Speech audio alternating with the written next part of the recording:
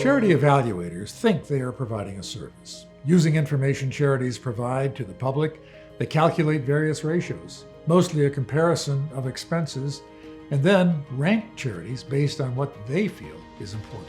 But what they think is important often is not. For example, they think charities should spend no more than a certain percent of their budget on fundraising, or they shouldn't have too much money in reserve. It's gotten to the point where people think charities are good or not based on these calculations. It is a myth. And the evaluators created it, and they continue to perpetuate it. And even they know it's not true. Some years ago, the leaders of these evaluators, the Better Business Bureau Wise Giving Alliance, GuideStar, and Charity Navigator, wrote this to the public, and I quote, "The percent of charity expenses that go to administrative and fundraising costs, commonly referred to as overhead, is a poor measure of a charity's performance." That's their word, poor. I continue to quote, "When we focus predominantly on overhead, we starve charities of the freedom they need to best serve the people and the communities they're trying to serve."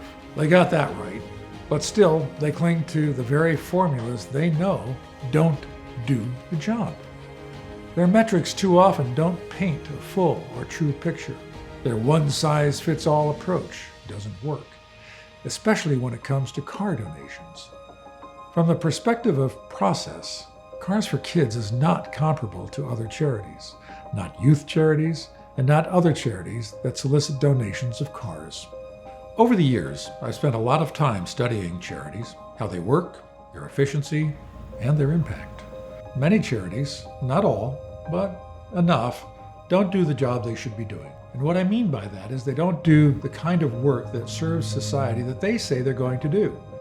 To measure a charity's impact, to understand the role that particular charity plays in society, requires you, the donor, to go to that charity to understand its operations, to understand its people, to understand its history, to understand its culture. Because of my experience and perspective, Kars4Kids asked me to conduct an examination of everything: operations, staff, leadership, history, expenses, and impact. They said, "We want the public to know what we do and how we do it." I said, "It may turn out that the criticism is accurate." And what they told me was very reassuring. "That's fine. We just want to know the truth."